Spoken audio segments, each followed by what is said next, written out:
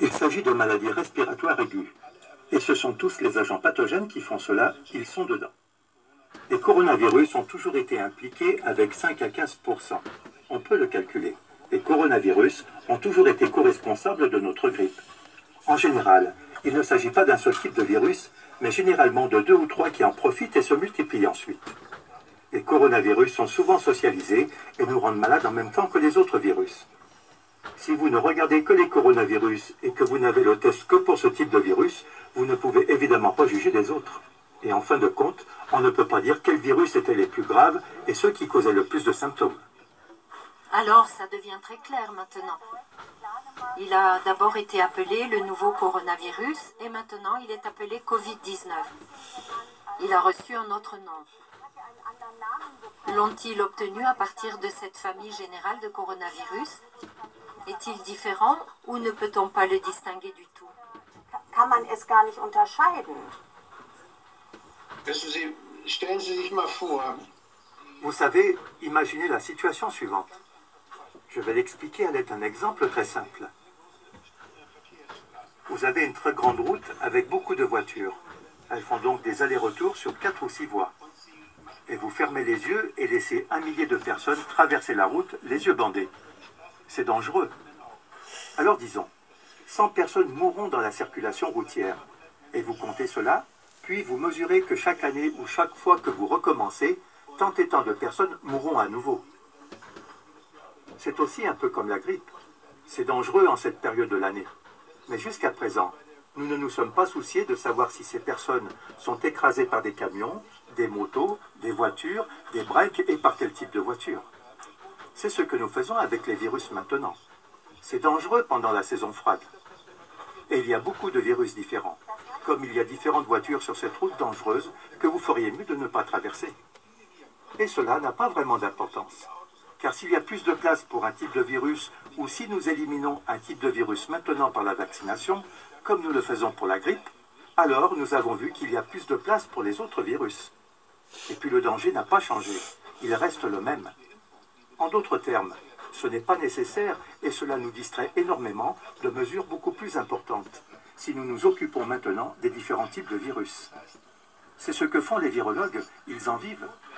Et puis ils fabriquent des vaccins et veulent les vendre. Ils font des tests et en tirent de l'argent, et ces virologues sont importants. Mais en fin de compte, ça ne change pas la fréquence globale de la maladie virale. Et cela se voit dans les pratiques sentinelles d'une part. On le voit aussi dans les décès. C'est vrai, la grippe est dangereuse, quel que soit le virus qui nous attaque. Chaque fois, chaque année et à chaque saison, plus de personnes meurent pendant la saison de la grippe qu'en été, par exemple. Il y a une telle vague à chaque fois.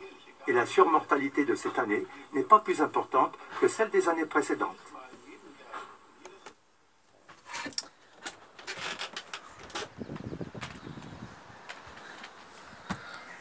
Voilà. Bonjour à toutes, bonjour à tous. On est le dimanche 2 janvier, alors meilleurs vœux, hein, et espérons que ce début d'année soit libérateur, et surtout que, allez, je vais dire que toutes les Françaises et tous les Français aient un esprit de discernement, puisque de toute façon, vous le savez, les journalistes manipulent l'opinion publique, hein, même s'ils mettent tout en place pour apporter quelques nuances dans leur information, il n'y aura rien, je veux dire, de déterminant pour inverser les choses. Voilà. Donc seule l'information est importante. Voilà. Alors je vais essayer de me caler, mais comme vous pouvez le constater, c'est très très couvert et donc je risque de prendre un grain à tout moment, mais bon, je couperai au cas où. Alors, donc, en amont, vous avez eu un virologue allemand, mais je crois que je suis à contre-jour. Alors, je vais sortir, je vais essayer de trouver un plan où je suis à la lumière. Ah là, apparemment, voilà. Voilà, comme ça, on va le faire comme ça. Voilà. Dommage qu'il n'y ait pas le soleil. Enfin bon, c'est pas grave. Voilà. Alors donc, ce virologue-là nous explique que de toute façon, ils font des tests en sachant pertinemment qu'ils vont trouver 15%. C'est-à-dire que si vous vaccinez 1000 personnes, vous allez trouver 150 cas. Si vous en testez 100, vous aurez 15 cas. D'accord? Donc vous pensez bien qu'il y a préméditation, c'est-à-dire qu'on fait ces tests en sachant pertinemment qu'ensuite ça va nous permettre de prendre des mesures coercitives de vaccination et de privation de liberté. Voilà. Donc cette organisation de Rose-Croix, donc si vous voulez, à leurs spécialistes à eux, qui donc vont essayer de trouver des arguments pour imposer la vaccination. Et heureusement pour nous, on a quand même des spécialistes, hein, avec un esprit de discernement, un esprit de vérité très honnête, hein. C'est le cas de ce virologue allemand qui nous explique qu'il n'y a aucune surmortalité. Mais ce qu'il y a de plus inquiétant, si vous voulez, c'est que voilà, ils accélèrent sur la vaccination, puisque le chiffre de 90% des Français ayant reçu une première dose est avancé, quoi. Voilà. Alors ce qui est inquiétant, si vous voulez, c'est que donc l'état-major de la gendarmerie est corrompu, mais si vous voulez, les subalternes, eux, non. Hein, c'est-à-dire les officiers, c'est-à-dire ceux qui sont en dessous, les colonels, les lieutenants, les capitaines. Ceux-là, donc on peut espérer, si vous voulez, qu'ils aient un esprit de discernement. Surtout qu'on leur a rappelé quand même l'histoire, hein, de France, et notamment le maréchal Pétain, hein, fabriqué par les jésuites, par les Rose-Croix, hein, certains collèges jésuites, donc avait fusillé 1000 gendarmes qui avaient rejoint les rangs de la résistance. Voilà. Alors moi je pense, écoutez, qu'on peut faire passer l'information et renverser cette secte qui manipule l'opinion publique, ne serait-ce que par l'information. Mais au préalable, quand même, je vais vous montrer un petit extrait pour vous rafraîchir la mémoire. D'où sort Macron, hein, voilà, donc on va aller retrouver ça sur l'ordinateur. En plus je rentre parce que ça y est, ça commence à pleuvoir. Alors donnez-moi quelques secondes, j'ai du temps. Ouais, 7h30, ça va. Alors bah voilà, écoutez, ça tombe bien. Alors écoutez, voilà, les camarades de Macron. On revient pour les résultats de 3e année de nos chers 2e année. On espère qu'ils ont tous eu leur choix. On espère qu'ils passeront une très très bonne 3e année. Et on va aller voir comment ça sent et comment ça se passe pour eux dans cette journée plutôt particulière.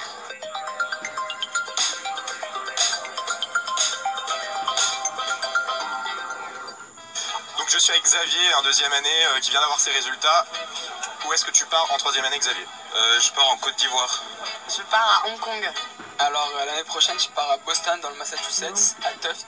Alors moi je pars à Tashkent en Ouzbékistan. À UBC. C'était votre premier choix, non? Ouais. Je pars à Sydney. C'était mon premier choix, je suis très content. Et moi je voulais partir dans un pays hispanophone, donc j'ai eu Madrid, c'est tout ce qu'il faut, c'est près de chez moi, dans le sud, la chaleur, les femmes, le foot, l'alcool, je veux dire, il y a tout pour se faire plaisir, quoi, hein. Que demande le peuple? Vous aimez les caribous? Je trouve que c'est une grande passion. Oui, c'est une grande passion, les caribous. C'était une de nos motivations. Hein. Tu vas, Sydney, est-ce que tu peux nous imiter un kangourou pour être déjà dans le move de Sydney? Bah je vais tenter. Alors fais un truc comme ça. Et si tu veux donner une recommandation aux premières années dans leur choix de 3e année, ce serait quoi? Mais déjà, merdez pas quoi, aller dans un pays qui fait chaud quoi. Je veux dire, sinon qu'est-ce que vous allez foutre toute l'année? Et il y a des plats typiques que vous aimeriez manger au Canada?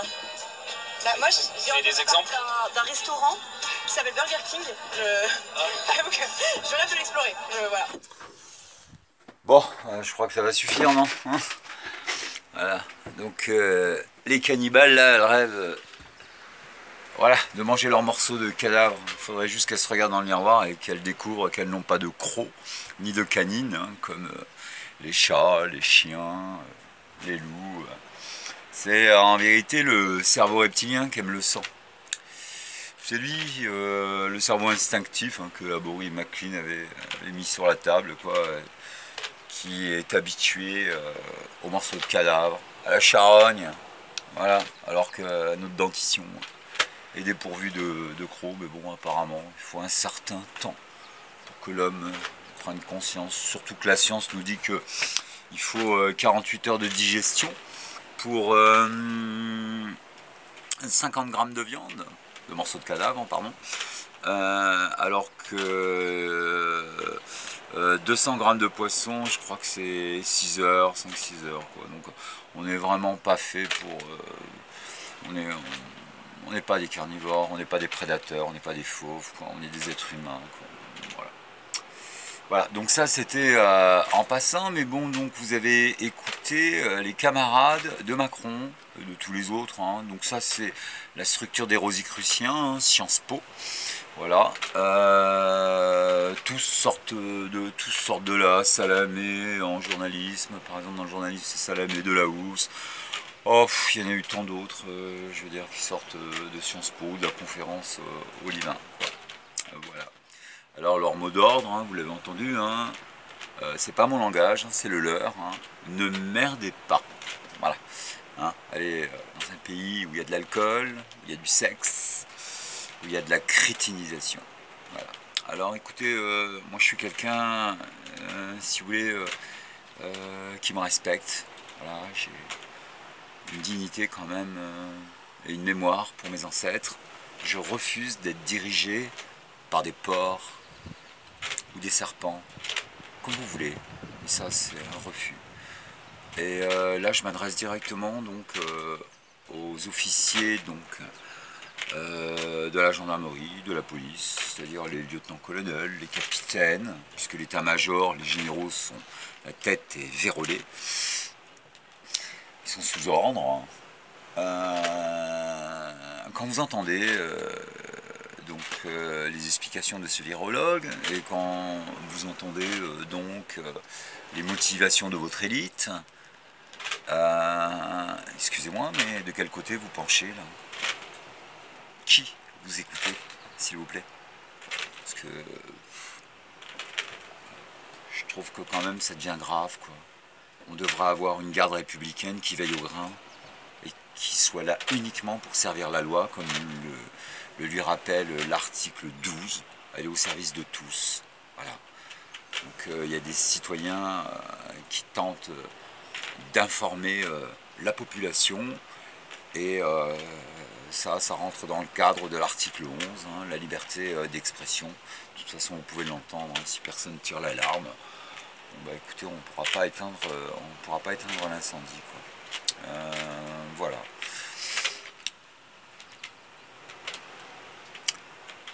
C'est pas possible, si vous voulez, que tous les éléments de la gendarmerie soient crétinisés. Je ne le crois pas. C'est pas possible. Et donc je m'adresse encore à eux. Pourquoi? Parce que je sais qu'ils sont manipulés. Vous voyez, ils sont sous ordre. Ils ont le doigt sur la couture. Mais à un moment donné, quand le maître devient fou, il est temps de désarmer le maître. Voilà. Alors, on peut, si vous voulez, inverser les choses, renverser la vapeur, sans tirer une balle, sans violence. Il suffit juste de se rendre devant l'établissement de Sciences Po et devant France Inter, hein, qui est leur haut-parleur. Je pense quand même pour leur déposer les épines de leur rose, quoi. Voilà. Vous avez le droit d'aller déposer des ronces, des épines. Il faut juste, si vous voulez, leur faire comprendre que maintenant l'opinion publique est au courant qu'on est manipulé et qui nous entraîne donc au chaos, qui veulent notre élimination. Il faut leur faire savoir qu'on n'est pas que 500 à être au courant, parce qu'ils me bloquent mes vues, vous le savez pourquoi. Parce qu'arrivé à un certain stade, si vous voulez, ils sont obligés de me donner la parole officiellement. Mais je pense que si vous mettez un bon tas d'épines devant Sciences Po et devant France Inter, à mon avis, j'aurai forcément la parole. Voilà. Et je rappelle aussi donc aux officiers de la gendarmerie, aux lieutenants de police, que Pétain avait fusillé plus de 1000 gendarmes, 1000 fonctionnaires de police qui avaient rejoint les rangs de la résistance. D'où l'écusson que vous portez sur votre blason, ne plus subir ou ne pas subir, quelque chose de cet ordre-là. Mais n'oubliez pas quand même que Pétain a été formé par les jésuites, De Gaulle aussi, il n'y a pas un gentil et un méchant jésuite, Jean Moulin n'avait aucune chance. Voilà, la vérité. Meilleurs vœux à toutes et à tous.